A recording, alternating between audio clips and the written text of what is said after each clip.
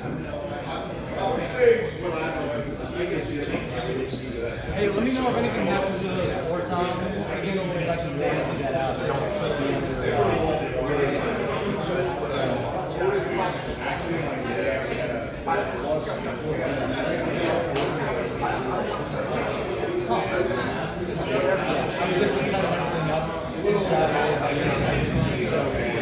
Good. Maybe happens again when we're I'll hit up VENMO.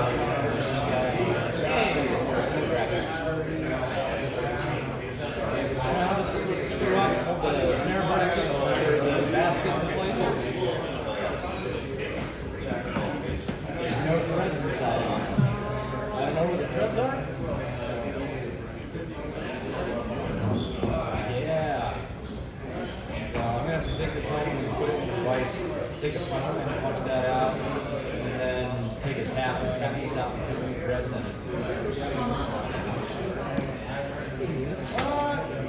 It should only take me about an hour, so it's not crazy. We have to spare, so we're not missing anything.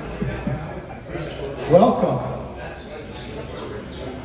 Welcome, my friends. Thank you for coming by. Before we begin, John has a couple words to say. He's in charge of John Taylor, Uncle John's studio in Whites Creek, so he has a gig he's got to run to, so he's going to tell you about the studio, and then we'll begin. What's going on, guys? How many recording artists do we have? Cool. And how many of us do your own social media? I know we all do, but trying to do a more robust social media. I wanted to talk about one of the main things that drives me. I run Uncle John's recording studio, but at least half of our business is social media content. And one of the things that made the biggest difference for us is a theme called pre-selection, and it's from evolutionary biology. And the whole idea, you might have seen it called social proof. But the main idea is that people will trust you if they think that other people trust you.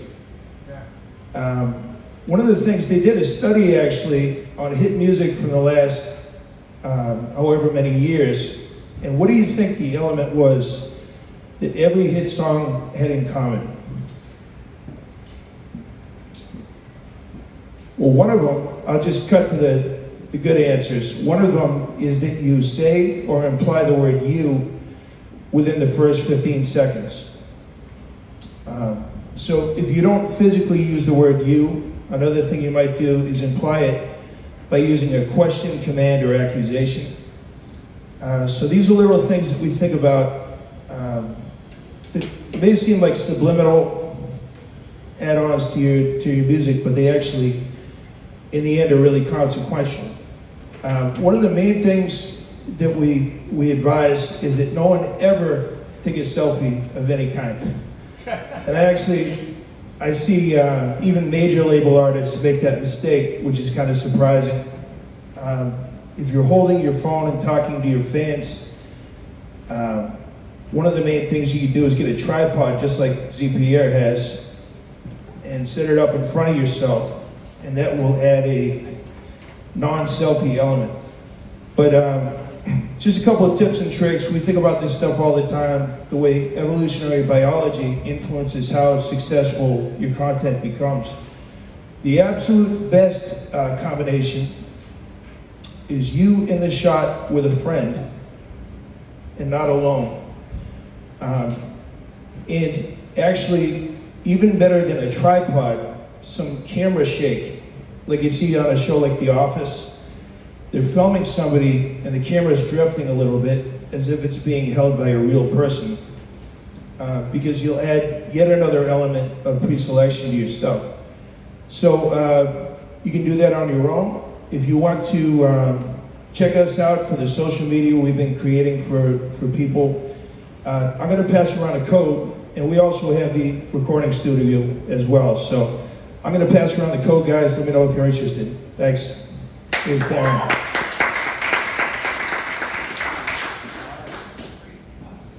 I learned something already. Yeah.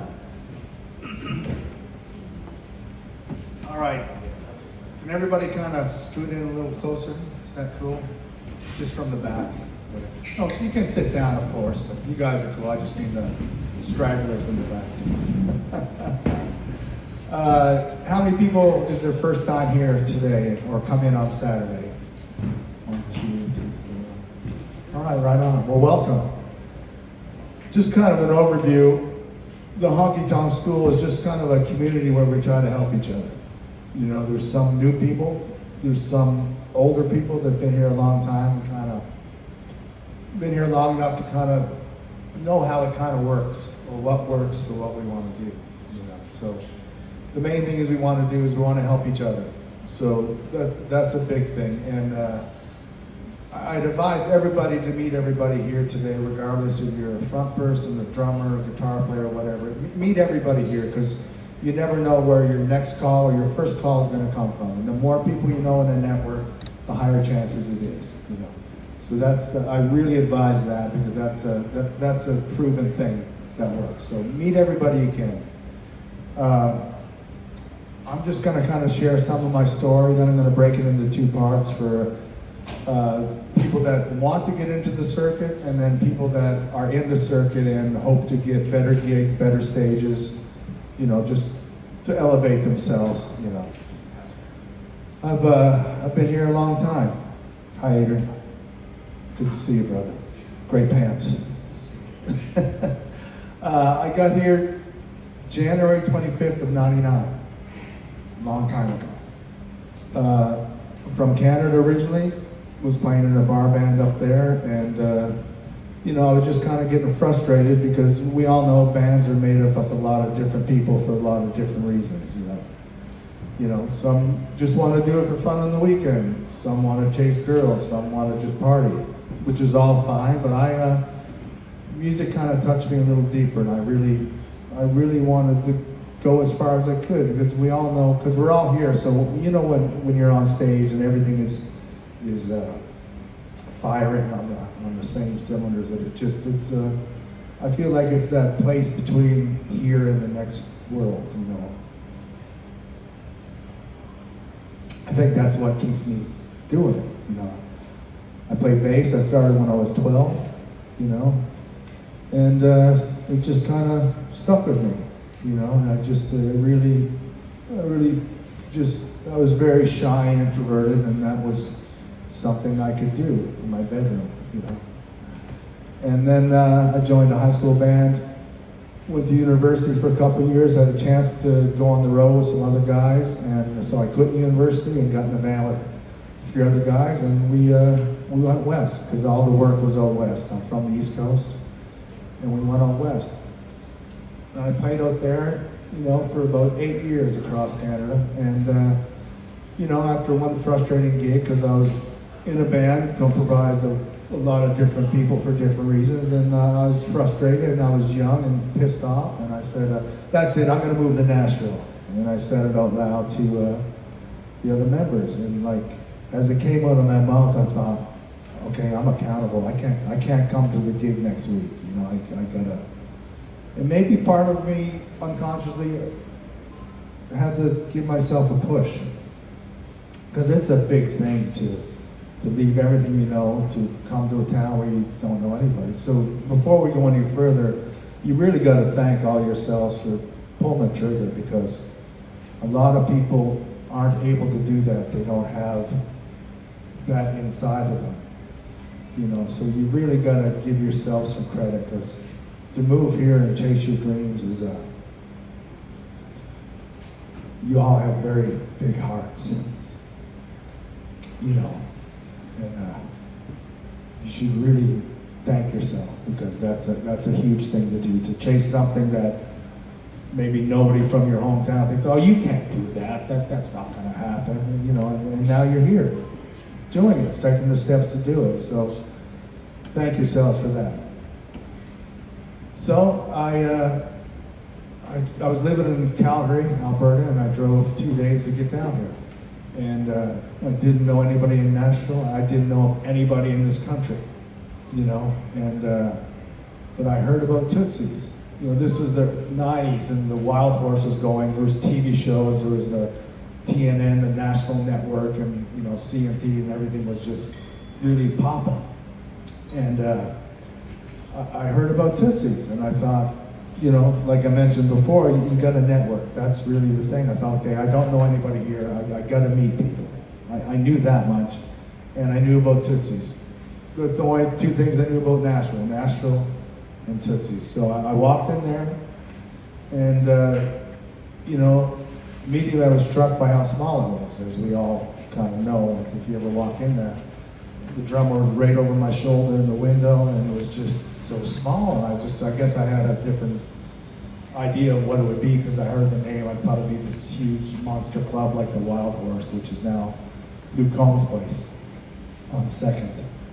But I walked in there and I took a seat in the back and I started listening to the band. And after a couple songs, I was really struck by the quality of the playing, you know, the singing and the harmonies. It was like everybody was working together for a common goal. They weren't using the song as a vehicle to showcase their chops or their vocal chops, right? I mean, the drummer wasn't doing double kick in a Conway Twitty song. You know, he was playing the right parts. The bass player was playing the right parts. He wasn't slapping or tapping or, you know, and the guitar player wasn't shredding. The steel player was playing the right parts. He'd do the intro and then fill the choruses. Fiddle player would fill the verses. You know, everybody had their place and was completely content with doing it because I think they could hear the whole band and they knew how good it sounded when everybody played for the song. So I kept listening, and then as the night went on, the singer would introduce the members. You know, here's Johnny Carpenter, plays with Mark Chestnut. You know, on drums here's Johnny Barber, plays with Johnny Paycheck and Merle Haggard. You know, here's John Layton on guitar, he plays with Clay Walker. You know, here's John Huey on steel, played with Conway Twitty for 20 years, and now he's currently with Vince Gill. You know, they kept going around, and then I kind of clued in, okay, these are the pros. These are the guys. And I learned so much just from watching and listening, you know. And I kept coming back, and you know, when you see a familiar face in the audience, you obviously, you know, as we all know, okay, he must be a player or a singer if the guy keeps coming back. And you know, on one of the breaks, the singer comes up and says, "Hey man, I see you here a bunch of times this week, and you must be a player or a singer. What do you do?" I said, "I just moved here. I play bass." He said, "Oh, you want to sit in?" Because back then it wasn't busy, and you could sit in. We could have people sit in. Nowadays, you really can't do it because it's so busy, and you want to keep the show going because if there's dead air, they go upstairs and they go to the next club. So it was a different time back then. I'm very grateful. So he asked if I wanted to sit in. I said, no. Part of me said yes, but I thought, I don't know. I know about 10% of the songs they're doing because they were playing a lot of songs from when they were younger. They were currently my age or older, so they played a lot of songs from the 60s and 70s that I never heard. And I thought, okay, if I get up there and I keep making mistakes, you know, they'll be kind to me, as Southern hospitality is. They'll shake my hand and smile and thank you, but they won't ask me again, and that door will be shut. And that was my only portal to my dreams. That was the only, my only lead, you know. So I said, no, I'm just gonna listen, thank you. And I kept listening, I kept coming back, and I thought, okay, I gotta learn these songs. How am I gonna learn them? You know, how am I gonna learn them? There wasn't YouTube back then, and I didn't really even know the titles. So okay, how am I gonna learn them? I didn't have an iPhone. I couldn't just hit record. And I just racked my brain, and then I thought of this idea, which I probably heard years ago from somebody. I went to Radio Shack and I bought a little mini tape recorder, and I kept it in my pocket. And I kept going back night after night, and any song to come up that I didn't know, I'd record it. And of course, the quality wasn't good at all, but I could learn the changes and I could learn the structure. So I had enough to get it done. So I kept coming back for maybe 10 nights. And I felt pretty comfortable that I knew this certain band's repertoire. And I kept coming back, and then the singer asked me again, "Man, you sure you don't want to get up And I said, okay, sure, I'd love to. And I got up and I was able to play the songs. You know, there's a lot of players in town that are better than me for sure. And I'm grateful for that because I can keep learning. But I was able to play the song correctly and get through it. And they played a lot of old songs, and back then I was pretty young. And they said, how do you know that one? I said, oh, I've been playing that for years, but I might have learned it 2 days ago, you know, in the room I was renting, you know. So I kind of started a rapport with these guys and acquaintances, and kept coming back, and then eventually a spot opened up where I got a gig on Broadway. And back then there was like 3 or 4 clubs. There was Tootsie's, Legends Corner, Roberts, and then the Music City Bar and Grill, which is now Rippy's. So there wasn't a lot of gigs. It was a really small community, and I kind of missed that in a way because everybody knew everybody. It was just such a small community. You remember that, Anita? Like, you really knew everybody. Now I walk to a gig and I know maybe 10% of the musicians down there. And that's a good thing, because the more it's here, the talent level rises, and you've got to rise with it or you won't be working. So it's really beautiful. And then I think a lot of people are getting to start their journey, you know, on this street, which has been so good to me. So I got a gig steady down here. And then, like I said, the bands I played with, they were primarily made up the side guys for the big stars.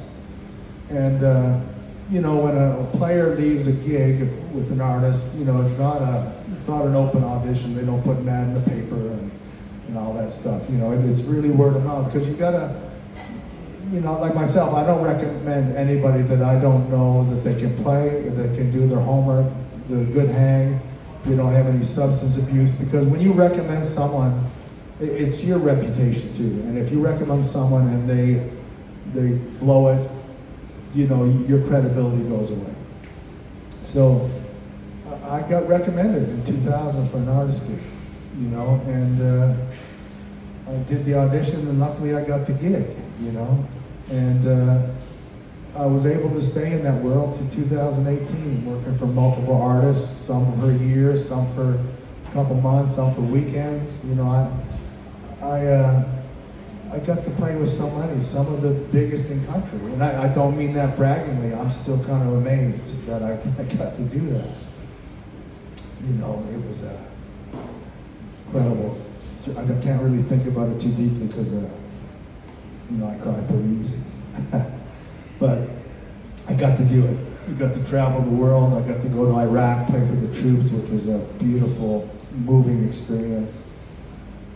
One of the GIs gave me his desert coat, you know. It's just, you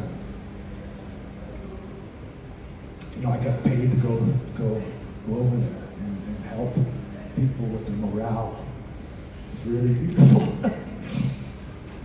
I got to travel to many countries in the world, you know. Be on multiple TV shows, you know. Played the Ryman multiple times. I stood behind some of the greatest entertainers really in country or the world, you know. And but all at the same time, when I wasn't traveling, I still played down here.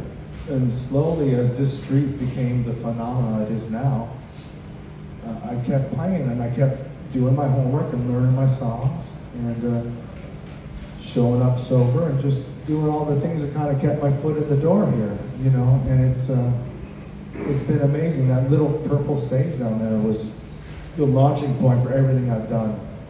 I got to really reach all my dreams. As cheesy as that sounds, it's really the truth. You know, I got to do everything, you know. And a wise man told me one time that take care of the music, and the music will take care of you.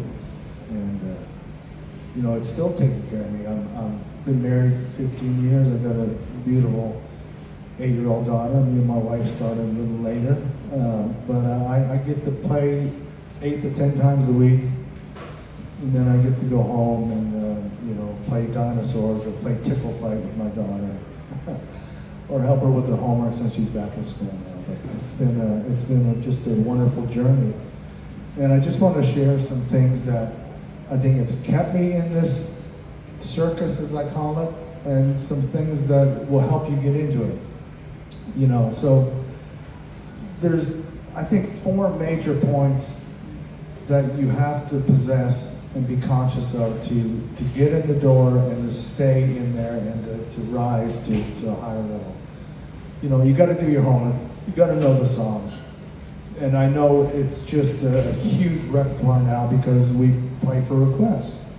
You know, and luckily I've been down here a long time. I know a lot of songs, but I still chart songs weekly.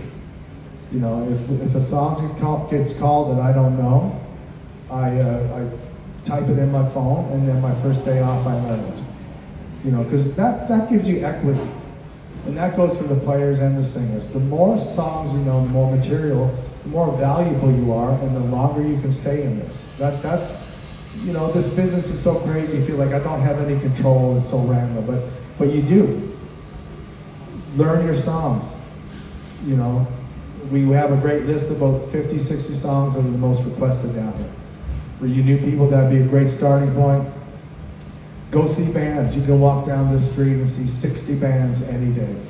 And you can immediately learn something to do or something not to do. You know, you don't got to drive all across town. You can just walk 5 blocks. Take an hour. Take 2 hours and walk around. You're just making yourself more valuable. You know, and I know it's hard here because we do requests, you know, on the road or other gigs. This is your set list and you rehearse them and you go do it. But here you're always learning new songs. So if you don't know it, make a note to know it. Because if I'm on a gig and I'm the band leader and they call a song and the guitar player doesn't know it, and then next week they call the same song and the guitar player doesn't know it, well, I immediately think 2 things. I think, well, he doesn't want to be here, or he's too busy to learn a song, which is rarely the case, but it tells me you don't care. And you gotta care about the music. You really do. There's no substitute. So if you get called a song, you don't know it, the next week you get called again, and you don't know it, I tell that person, hey man, this got called last week. If it gets called again and you don't know it, we're gonna make a change. Because there's such a surplus of players and singers. Everybody wants these gigs now. Everybody in the country and in multiple countries are coming here wanting these positions. So if you want to get in the game and stay in the game, do your homework. Respect the music. Be early. You got to show up on time. You know, I've been on multiple gigs where a player runs in at downbeat time, and the bar manager is giving the band leader or the lead singer hell because, hey, we got to start. Where's your guys? And he just runs in now and sets up. Well, the same thing. He doesn't care. You know, he doesn't care about the music, or he doesn't care about this gig, and he doesn't respect the gig or the rest of the people in the band. And if you show up late, you're going to make less money. That's just the reality of it, you know. So you got to be early. You know, that's just it's just reality. Everybody says, well, Nashville traffic is so bad now. Well, we know it is. Leave early. You get here earlier than you thought, grab a cup of coffee or go see a band. You know, like there's really no excuse for being late, you know, unless you know you have a flat tire or something like that. But you can't blame it on traffic anymore. We know it's bad. So you gotta show up in time. You gotta show up sober. I've been on multiple gigs where, you know, they show up a little buzzed, and halfway through the set they're really buzzed, and then halfway point on they can't play, or they're not paying attention. They're on their phone or looking out the window, and the singer's calling the song, and you can't even get the drummer's attention.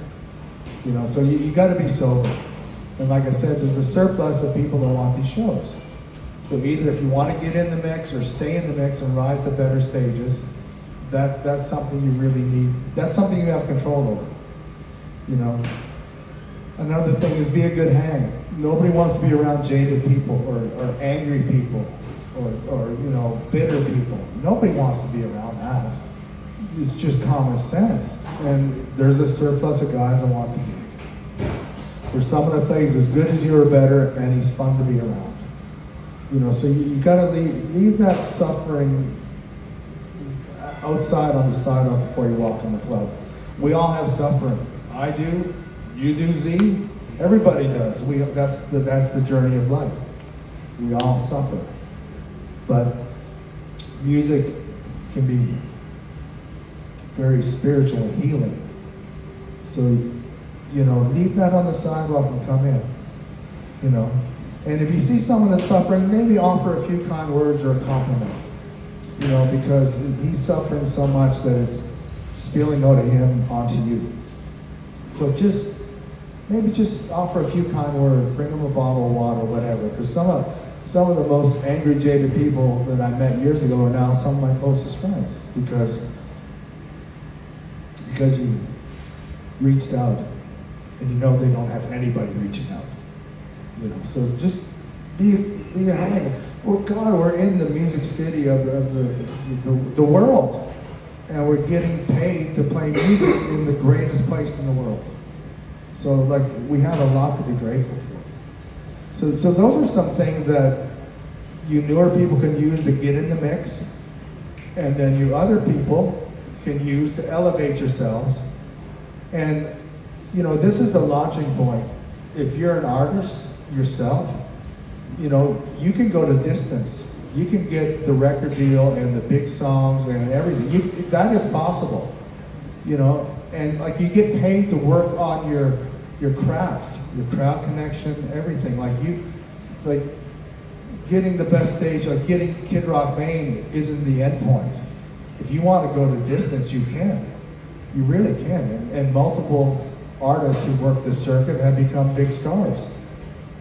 So it is possible. So those are some things that I can kind of just share with y'all. And also, you've got to be entertaining, because I only know one guy can just stand at the mic and not move is George Strait. But he's had 60 number ones. His first record I think was 1980. So you got to entertain, and especially the Tootsie circuit, they want entertainers. You got to sing also, but you got to entertain. You got to connect with the crowd. You want to make the crowd feel like, I grew up with someone just like that. I know what he's saying. I get it. And there's so many things you can do to connect. If you can see the tables in front of you, ask them where they're from. Ask them where they're from. Say, who come the furthest? We had some people from New Zealand yesterday downstairs. Just make a little game, connect with them. There's Scott, the main guy here, which he'll be here shortly. He has a great thing where he says, turn to somebody you don't know and give them a high five. That just breaks the ice, because everybody has their shield up in a city. What's his motive? What's he doing? So everybody has their shield up, and Scott has a great way of breaking that down. Connect with the crowd. It's really the most important thing, because this is entertainment. If you see someone that's on stage just scrolling with their phone, you're going to go somewhere else. So those are some things you should really work on. And if you get a chance, Scott plays today at 6 p.m. downstairs, and he does 2 to 6, Tuesday, Wednesday, and Thursday downstairs. And he's a master at connecting. He's been doing this a long time, and he really knows how to do it. So those are some things we can just put in your consciousness, and I really advise networking, because you don't know where your first call or your next call is going to come from. So that's just some of my stuff that I've been lucky enough to do, and I know that God had a hand in it to guide me, and I'm grateful for that, for sure. We're going to get Anita up now to say a few words.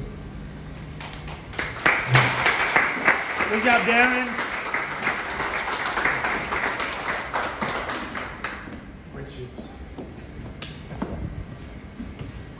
Good morning. Morning. How are you? I see some new faces. So, who just moved to town to pursue music? Raise your hand. Awesome. That takes some courage, right? To leave what you know. You're probably a big fish in a small pond, maybe? Changes when you get here, doesn't it? That's what's exciting about this city. It calls us higher, right? Because how are we going to compete? Just look around. And it's so exciting too, all the energy and the club upon floor upon floor. And so like Darren said, so many people vying for the same gig. So how do you set yourselves apart? And first of all, kudos to you for moving here and leaving what you know and coming into something that is unfamiliar. That is where the growth happens, right? And that's amazing. I love it. So I remember when I first came here, I had a house gig in Gallatin with actually John Huey. He's a legendary steel player. The whole band was amazing. Country shuffle. And the guitar player wrote a song for Junior Brown when he was 16, Highway Patrol. Like, God, it was just an honor. What an honor. But the first call I got to play on Broadway, I was like, no thanks. I'm busy tonight, right? Because I was like, where do you park? Like, what song? Because it's like, it seemed like just larger than life to me. Like, you might know the same song, but they might do it different than you. They probably do know it different than you know it, different than the record maybe. So that's also what I love about it, right? Once I jumped in with both feet, I think my ears got bigger, right? You learn how to listen and get in the flow, and because you know, when I first came here especially, I wasn't ever playing with the same people. I wasn't even sure sometimes when I would get in my car to go who was going to be there, so, or how they play or what they play. So man, I was just flying by the seat of my pants. But that was one of the best things I ever did, because it really taught me how to listen and try to tap into that, you know, intuition, that music intuition. And that's a beautiful thing. That makes me happier than most things. When, you know, when you're playing with somebody you don't even know, you've never played a song with them before, and you do the same lick at the same time that's not on the record. Like, to me, that's the gold right there, right? So congratulations for moving here and learning the tunes, because that's really important. There's no hack for that. You have to know the tunes. And I know it can seem like a lot, but it isn't. It's just one song at a time, you know? So many things. Once you are ready for the gig, right? How do you, I think, and I don't know how many of you singers warm up before the gig? That's good, because that is so important, especially here, because you're talking. Talking is a big part. Like on the road, this is different than anything I've ever done. Like on the road, you have your set list, you know what you're doing, you know when your breaks are, you probably know who's going to be in the room. But man, here, you don't take a break, right? Unless you have to go to the bathroom, then you slip off quietly. But you keep it rocking and rolling, and you can't let there be any dead time. Because dead time is a kiss of death. There's too many options here. You have to keep them engaged. So, gosh, it's such a mental game too, right? Just to be in that place. So warm up vocally. Does somebody want to share their favorite warm up? Tinny. So I do what's called the Blaylock method.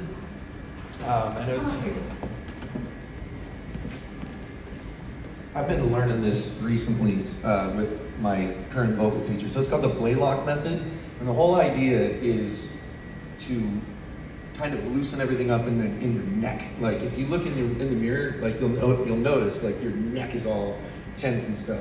So I got in there and I was like, I want to sing high, and she's like, no, sing at the bottom and at the top, and you strengthen both sides, and then it kind of meets. You know how you have like your break in the middle. So she's got me doing this thing where I just go like,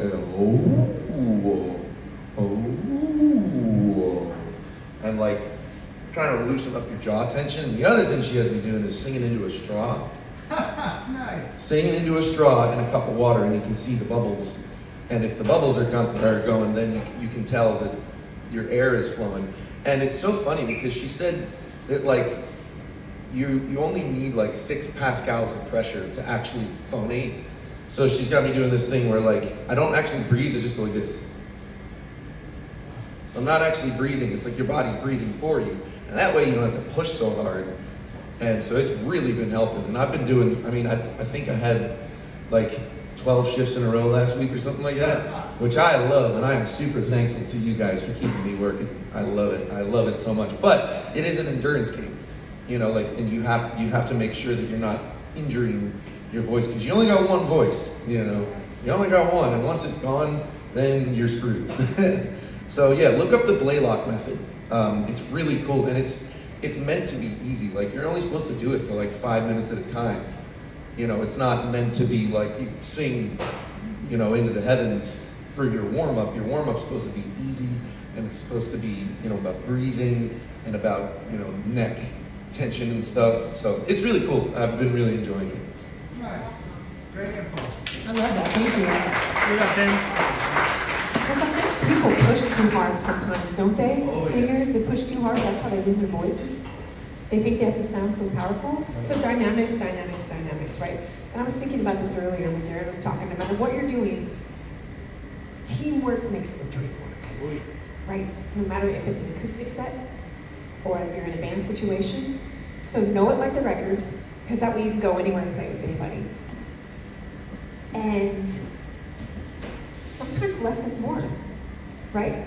But know your moments. Pick your moments to shine and go for it. But it can't be like full on 24/7, lick, chop, right? Think about it, because that's what's going to have the biggest impact. Is if you're just live it. I think that's my opinion. So teamwork makes the dream work. So if you're doing an acoustic shift or a band shift, and somebody comes up and has your lead singer, and they're talking to him and a request, and sometimes it can go on longer than you want it to. If you're up there and you have a microphone, step up, talk to them. If you see somebody, where are you from? What brings you here? What's your favorite genre? Who's your favorite artist? Whatever you can see to connect, because it is all about the connection. That is the main. Of course, you have to have your songs and your skill set, but you have to be able to connect with them. I've seen many singers that were amazing lose their record deals because they were like watching paint dry. There was no connection. People want that emotional connection. How do you do it? How do you do it?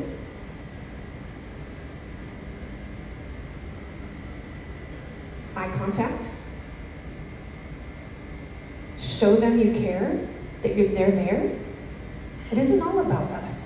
And I love that when John was saying, you know, within the first couple words or whatever, you want to say you. Gosh, that's, no matter what we're doing, you guys, that's powerful, right? Because people don't know how much you care. They might not even care how talented you are until they know that you do care. Like, it's all about people. This is a people business.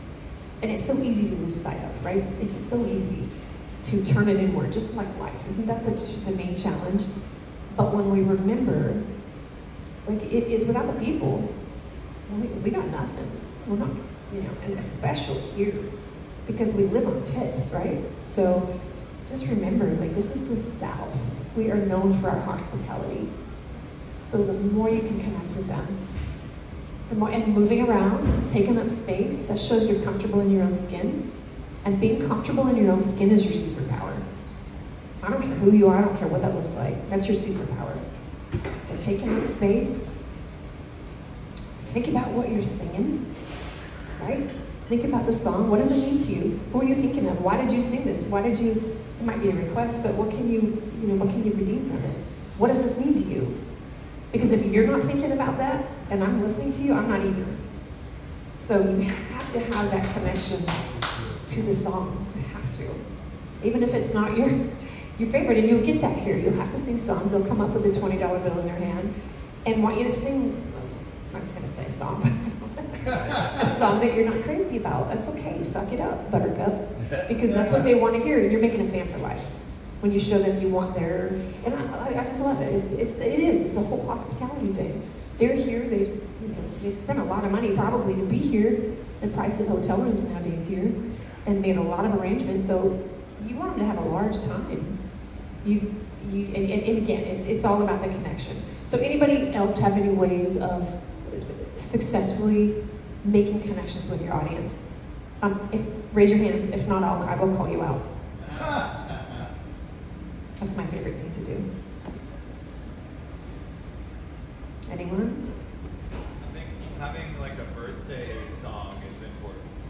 Absolutely. Something you can play for like 15, 20 seconds. Absolutely, we have that here. And you'll hear it if you hang around very long. Having a birthday song? Where are you from? Anniversaries, like, you know, if you're looking and watching for it, they're gonna give you what you need to call them out, to lift them up, to, you know, they just are. What else? What else? Way of connecting. Huh? Stagettes. Stagettes. You know, stagettes or girls getting married. Oh, I was like, stagettes. Bachelor parties, yes. Yeah. You will always see groupings of people, and you always want to find out what is it they're celebrating. Is it a girls' trip? Is it a bachelorette party? Is it a bachelor party? And that's some magic sauce right there. When you dial in on those people, because that changes the atmosphere of the room. You want it to be fun. We want it to be fun. That's our goal, right? To make them forget about their lives, make them forget about their troubles. Think about right here, right now. Man, this is amazing. This is fun. That's a big thing. Anybody else? Have any tips, tricks? Same as it's 3 floors, always try to acknowledge people as they're walking by, poking their heads in, to bring them into the floor you're playing on. That's a challenge. I keep thinking that there's got to be a really clever way, because a lot of times we'll wave at them, and sometimes it works, sometimes they come in.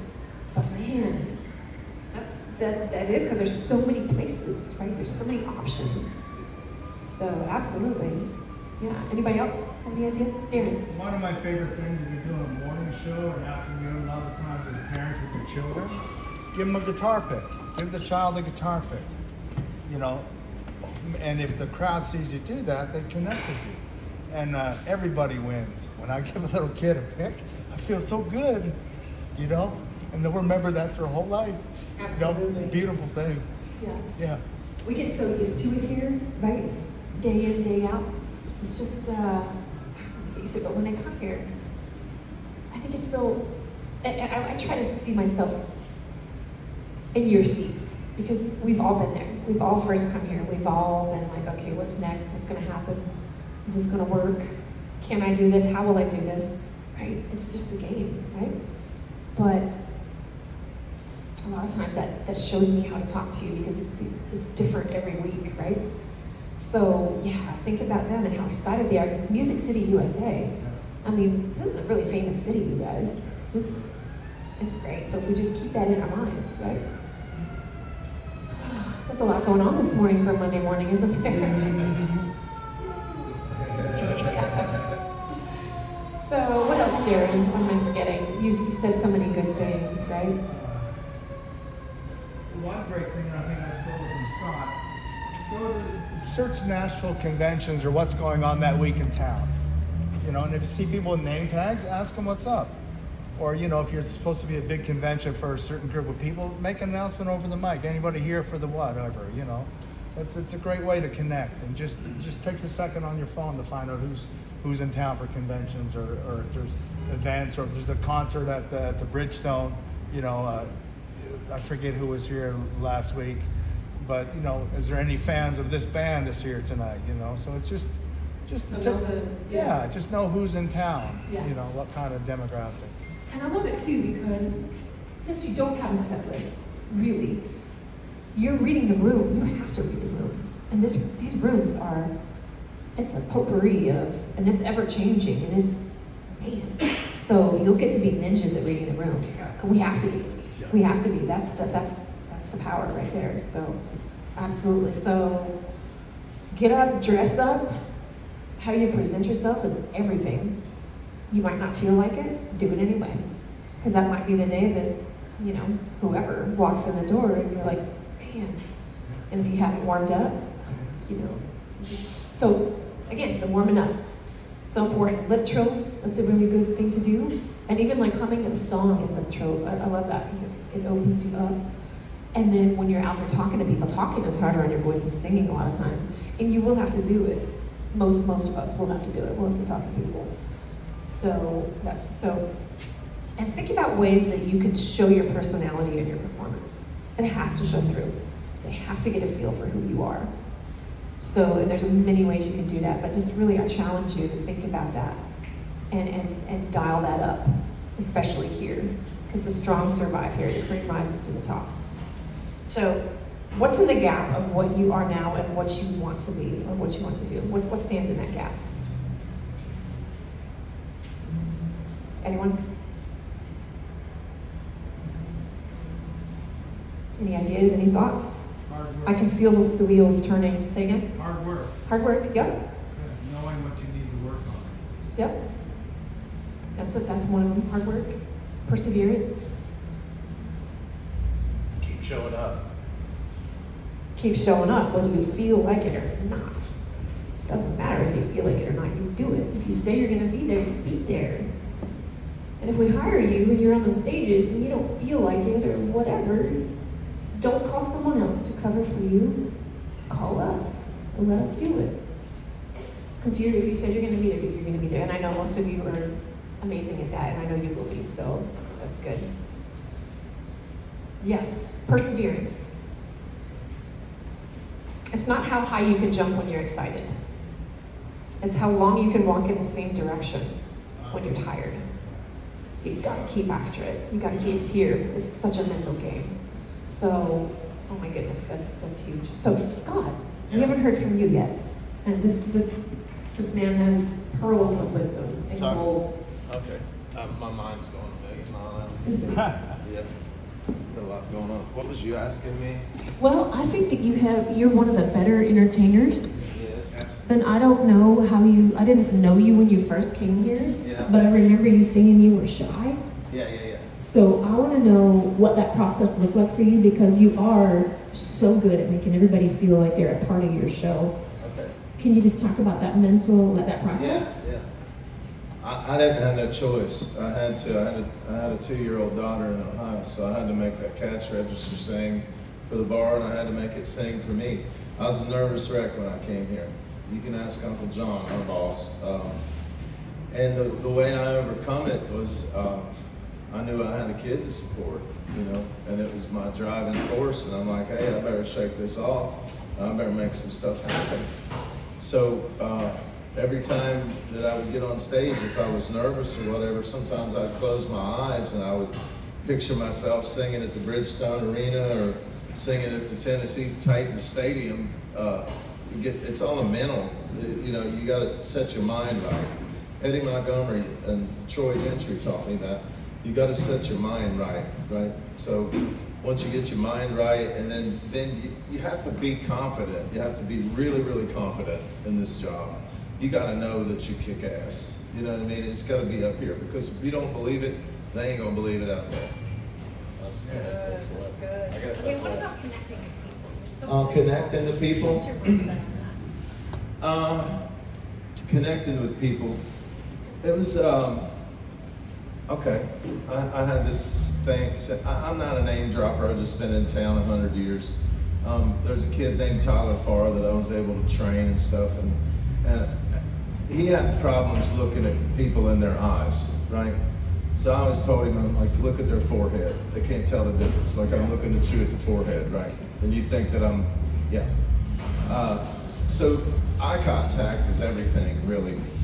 If you can't look at them in the eyes, look at the forehead. And it draws everybody into you, right? So that's how I was connected. And you connect through music, right? I know down here it's more upbeat stuff. People want to party. They don't want all the drama and stuff that they're going through enough drama in their hometown and their homes and all that stuff and their jobs. They want to come here and just release from it. So you're kind of like a psychiatrist in a way.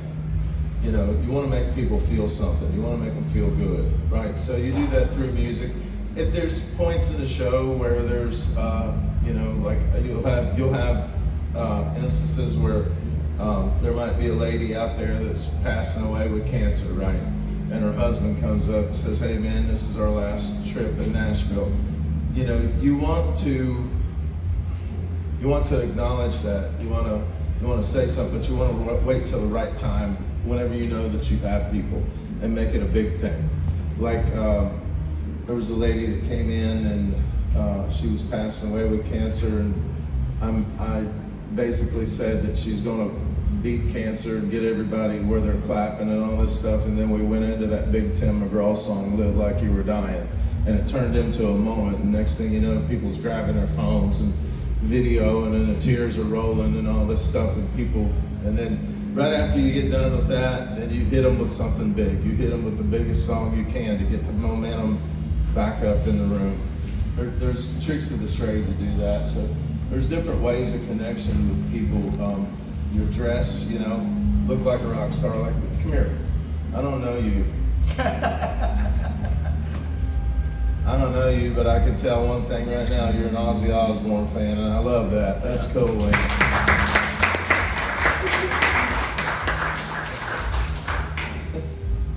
You know that he's going to connect with every 80s rocker in the freaking joint, right? You know that. You don't even have to say a word. You just stand up there like that.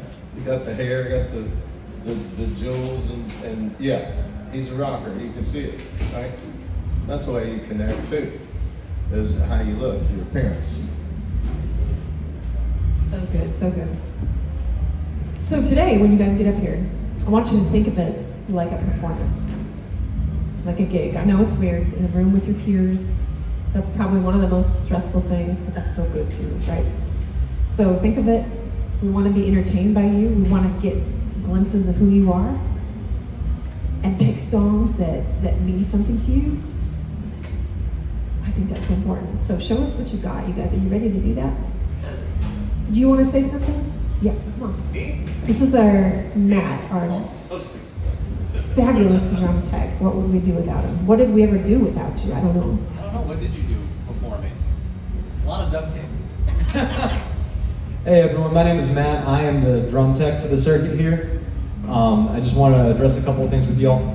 Everything is getting a lot better on a couple of different fronts. We're having a lot less breakages. We're spending a lot less money now to keep everything maintained, brought up. There are some things in the works to get better gear. One thing I want to do is I really want to thank Anita, because she's been texting me a lot lately when things break. And because of that, we've been able to get it fixed relatively fast. And we've also been able to get it done for free due to warranties. So Anita, you are the perfect example of what should be happening. You're saving us a ton of time, you're saving us a ton of money. Thank you. So I really want to hit home. If you are a drummer and you notice something is broken, I don't care if you broke it or not, let me know. If you are not a drummer and your drummer is complaining that something is broken, your response should be, well, have you told Matt? Okay, because if we can get to it as fast as possible, we can do it cheaper, potentially even free, and then you don't have to listen to your drummer complain anymore about something being broken, because it'll be fixed, and your drummer won't be upset that things are broken because it'll be fixed. So thank you all for your effort. If you all want my number, anything like that, any way to get a hold of me, I will happily give it to you. Drummers, if we could meet over here for a quick second so we can talk about some of the finer things that are happening in the circuit in relation to drums, so that way they don't break, that'd be greatly appreciated. Thank you.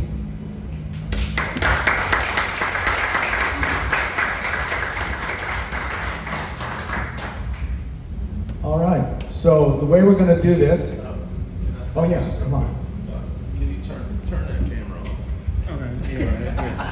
Okay. Keep your shirt